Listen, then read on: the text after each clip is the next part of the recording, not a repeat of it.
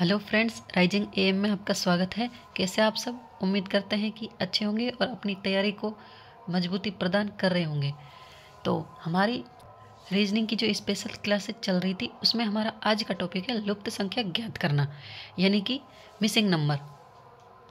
जैसे कि नाम से ही पता चल रहा है, मिसिंग नंबर यानी कि दिए गए क्वेश्चन में मिस जो नंबर है उसका पता करना। अब कैसे करेंगे उसके हम आपको तरीके बताएंगे, जिससे आप विद इन फ्यू सेकेंड्स यानी कि कुछ ही सेकंड में आंसर तक इजीली पहुंच पाएंगे।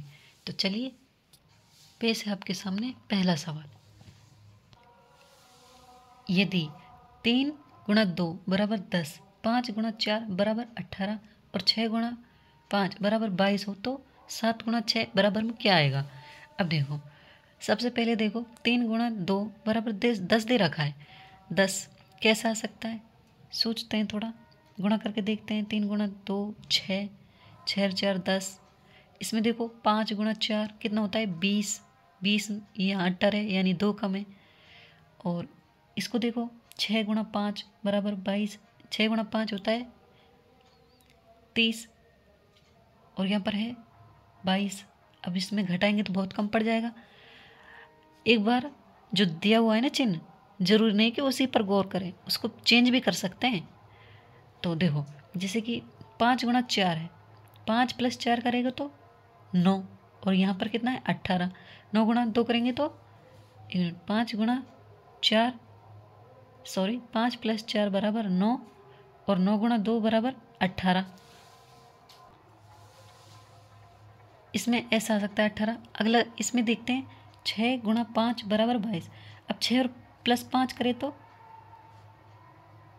11 और 11 गुणा 2 करें तो 22, है ना?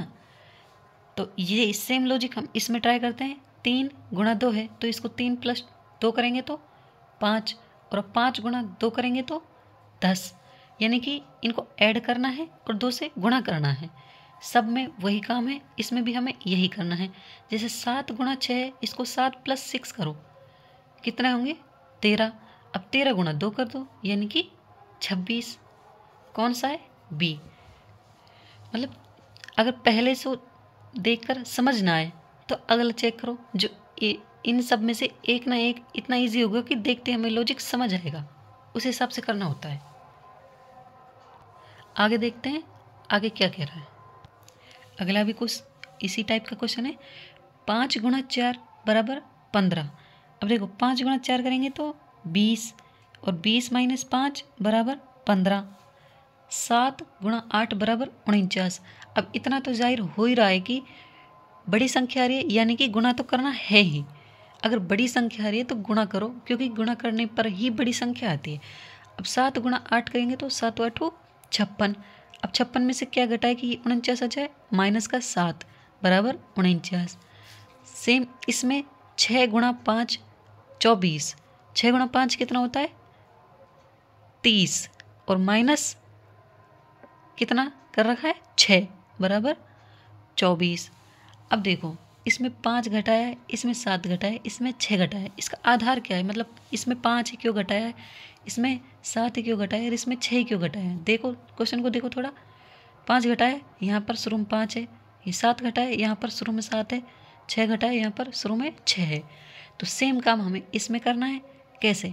8 गुणा 4 32। अब 32, अब इसमें शुरू की संख्या कौन सी है? 8 माइनस 8 कर दो बराबर में 24, यानी कि डी।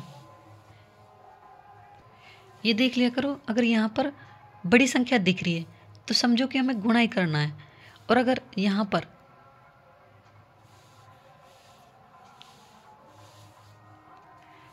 सब में गुणा करने पर उतनी बड़ी संख्या नहीं आ रही जैसे कि आनी चाहिए, तो फिर उस चिन्ह में उलट फेर कर कर देखो जो दिया गया है।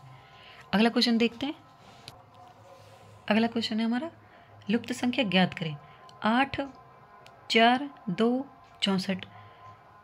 इधर देखो नीचे बड़ी संख्या है 9 5 4, नीचे 180 यानी कि नीचे बड़ी संख्या है 7 6 और क्वेश्चन मार्क नीचे 294 यानी कि नीचे बड़ी संख्या है। अब श्रृंखला ये है या फिर ये है, कैसे पता करें? जिधर कोई बड़ी संख्या दिखे, जनरली दिख जाती है, तो समझो उधर ही जाना है हमें, यानी कि इसमें हमें इधर ही जाना है, इधर ही जाना है सब में। तो देखो, अगर सबसे पहला हमारा काम होता है कि उनको गुणा कर कर देखो, संख्याओं को, दी गई संख्याओं को गुणा कर कर देखो, यानी कि 8 गुणा 4 गुणा 2, 8 चौका 32, 32 दूनी 64 होता है ना? ठीक है, इसमें देखो 9 पंजो 45 और 45 चौका 180 होता है। अब यही काम इसमें करना है। 7 गुणा 6 42। अब यहाँ पर ऐसी संख्या आएगी जिससे 42 को गुणा करे तो 294 में आ जाए। अब जैसे या तो ऑप्शन में से 42 को गुणा करके देख लो, जैसे 42 गुणा 6 फिर 42 गुणा 7 या फिर 42 गुणा 8 या फिर 42 गुणा 9। अगर ये नहीं करना है तो 294 में 42 का भाग दे दो, सीधा सा काम है, बराबर में आएगा 7, यानी कि ये आंसर होगा हमारा। बढ़ते हैं अगले क्वेश्चन की ओर। अगला क्वेश्चन देखो, देखने में कितना अच्छा लग रहा है। 1 9 25, 4 16 36, 9 25, यहाँ पर क्या आएगा? अब देखो, देखते ही हमें मालूम हो रहा है, क्या मालूम हो रहा है? 1 9 25 तीनों वर्ग संख्या हैं, 4 16 36 तीनों वर्ग संख्या हैं, 9 25 क्वेश्चन मार्क, यानी कि यहाँ पर भी एक वर्ग संख्या आएगी। सबसे पहले ऑप्शन चेक कर लो कि वर्ग संख्या है क्या। 47 49 50 और 57। अब इनमें एक ही पूर्ण वर्ग संख्या है, कौन सी? 49। वैसे तो हमारा आंसर ये होना चाहिए, लेकिन एक दूसरा तरीका है, इससे पता चल गया हमें कि ये आंसर है हमारा, यानी कि 49 हमारा आंसर है। लेकिन फिर भी दूसरा कोई लॉजिक देखे तो एक किसका वर्ग है? 1 का। 9 किसका वर्ग है? 3 का। और 25 किसका वर्ग है? 5 का, है ना? 4 किसका वर्ग है? 2 का। और 16 किसका वर्ग है? 4 का। और 36 किसका वर्ग है? 6 का। अभी देखो, 1 से 3 पहुंचने में क्या जोड़ा? 2। 3 से 5 पहुंचने में क्या जोड़ा? 2। 2 से 4 पहुंचने में क्या जोड़ा? 2। और 4 से 6 पहुंचने में क्या जोड़ा? 2। ऐसे ही अब इसको देखो, 3 किसका वर्ग है? 9। 9 किसका वर्ग है? 3 का। 25 किसका वर्ग है? 5 का। अब 3 से 5 पहुंचने में क्या जोड़ा? 2। ऐसे ही 5 से यहाँ पहुंचने में क्या जोड़ना पड़ेगा? 2, यानी कि प्लस यहाँ पर 2 करेंगे तो 7 ही आएगा ना, ऐसे भी। और 7 का वर्ग क्या होता है? 49, यानी कि 49। फिर भी हमारा आएगा 49, यानी कि ये हमारा राइट आंसर है। अगला देखते हैं, लुप्त संख्या ज्ञात कीजिए, यानी कि ये जो हमें वर्ग दिख रहा है, इसमें ये जो 4 संख्या हैं 9 13 22 और यहाँ पर क्वेश्चन मार्क, यानी कि ये हमें पता करना है। अब देखो कैसे पता करना है। इस प्रकार के क्वेश्चन में सबसे पहले उनका ये देखो कि किस में कितने का अंतर है। 9 है, यहाँ पर है 13। अब देखो, इतना बड़ा फासला तो है नहीं कि 9 को गुणा करो या फिर कुछ भी करो, क्योंकि 13 से 22 भी इतना बड़ा नहीं है कि गुणा करने में कोई संख्या है। यानी कि अगर गुणा नहीं कर रखा है तो फिर सोचो कि कुछ जोड़ा होगा। सबसे पहले इनका अंतर देख लिया करो। 9 से 13 पहुँचने में कितने जोड़े? 4। ऐसे ही 13 से 22 पहुँचने में कितना जोड़े? 13 और 22 में कितने का अंतर है? 7 और 2 9, यानी कि 13 में 9 जोड़े तो 22 आ जाता है। अब यहाँ पर हम क्या जोड़ें कि 22 में जो ये आ जाए। अब देखो, जो लॉजिक यहाँ लगाए ना, जैसे यहाँ 4 जोड़ा था, यहाँ 9। अब 4 क्या है? 2 का वर्ग। 9 क्या है? 3 का वर्ग।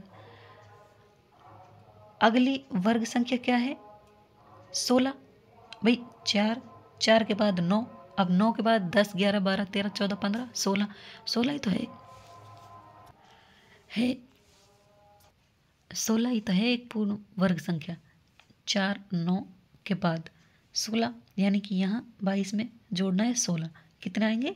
38। 38 हमारा आंसर होगा। अगला क्वेश्चन देखते हैं। 5 7 11 और क्वेश्चन मार्क, यानी कि 5 से 7 पहुँचे, 7 से 11 पहुँचे और 11 से यहाँ पर कितना पहुँचे कि ये आ जाए, क्या आएगा? वही काम, अंतर देखो दोनों के बीच का, 5 और 7 में कितने का अंतर है, 2 का। 7 और 11 में कितने का अंतर है, 4 का। अब देखो, अब 2 एक पूर्ण वर्ग संख्या तो है नहीं, 2 है 4 है, 2 से 4 पहुंचने में 2 जोड़े। ऐसे ही अगला 4 से में 2 जोड़ दो यानी कि 6। अब 6 को इसमें ऐड कर दो, 11 और 6 17, यानी कि 17 हमारा आंसर है। 5 से 7 पहुंचने में 2 का अंतर है, 7 से 11 में 4 का अंतर है। अब ऐसे ही 2 हो गया, 4 आ गया, 6 आना चाहिए ना हिसाब से, तो 2 का पाड़ा चल रहा है, 2 दूनी 4, 2 तिया 6, तो 11 में 6 ऐड कर दो, 17 हमारा आंसर होगा। तो चलिए फ्रेंड्स, आज के लिए बस इतना ही। मिलते हैं आपसे अगली क्लास में एक नए टॉपिक के साथ। तब तक के लिए प्रैक्टिस कीजिएगा और अपनी तैयारी को मजबूती प्रदान कीजिएगा। क्लास अच्छी लगी हो तो चैनल को सब्सक्राइब और दोस्तों के साथ शेयर ज़रूर करें। धन्यवाद। अपना ध्यान रखिएगा।